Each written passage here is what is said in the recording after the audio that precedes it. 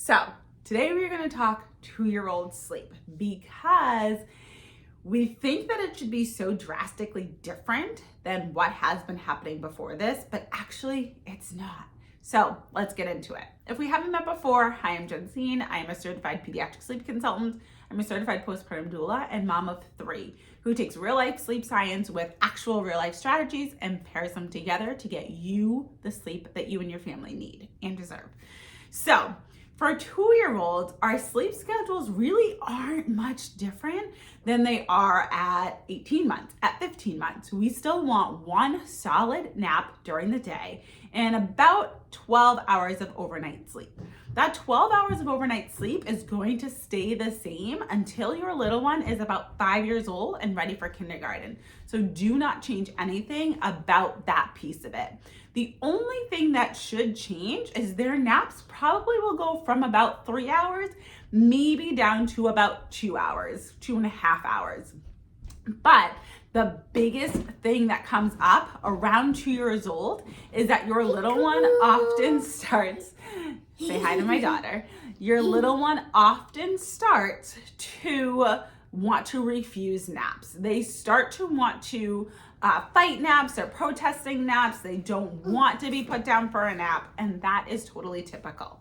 And a big mistake that a lot of parents make are that they cut naps at that time. But at 2 years old, your child 1000% still needs a nap. So please, please, please do not cut naps. We still want that nap to happen at around the same time, but maybe we push it back a half an hour, but we're still having at least 2 hours of daytime sleep so you can make it to bedtime and you can have them sleep through the night. So here's what I recommend.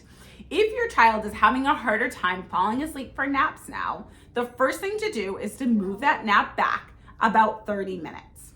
The second thing to do is continue to offer that nap. We still need to offer that nap. We cannot get rid of naps completely. So once you move that nap back, we can also start to give them the illusion that we're going to do a quiet time. So what this would look like is you can offer them one thing to bring into their crib when it's time for a nap.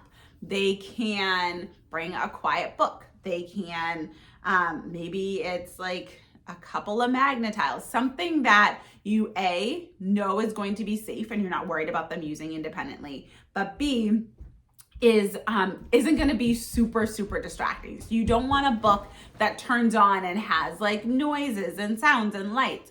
You don't want something that's going to make a lot of noise. You want this to be a toy that's going to help them kind of just hang out and relax a little bit until their body is ready to sleep. And that's often what happens at this 2-year-old age. They have so many other things that they would rather be doing. They don't want to relax into sleep and just sit there quietly with nothing to do before they rest. So this gives them the opportunity to kind of distract themselves, but then ultimately fall asleep still within a reasonable amount of time, maybe 10, 15, 20 minutes. So if it's taking them a little bit on the longer side, 15, 20 minutes to play and then fall asleep, that is perfectly fine. But the key is that they're still falling asleep for that nap and they're still taking a nice solid nap. So for your 2-year-old schedule, I'm going to use a sample schedule of 7 to 7 because that's always the sample that I use, but feel free to adjust this as needed. I would start them, waking them at 7 o'clock, no later than 7:30. Then I would have that nap move back to between 12:30 and 1 p.m.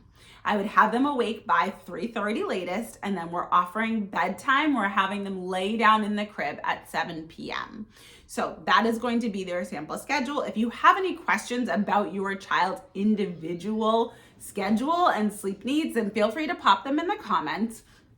Another big thing to think about is that they might be fighting bedtime sleep, and it could be a schedule thing, or it could be that they're just not really sure how to get to sleep independently. So if you're knowing that your child has never been a great sleeper, you aren't sure how to help them learn how to fall asleep independently, then I want you to go to the pinned video in my channel. It's going to talk all about how to sleep train without doing cry it out. And yes, you can still sleep train at age 2. I work with children up to age 4, and sleep training looks different than it does for a 4 and a 6-month-old, but it still applies. There's still boundaries that we can put in place and things that we can change to help your child become the best sleeper that they can possibly be.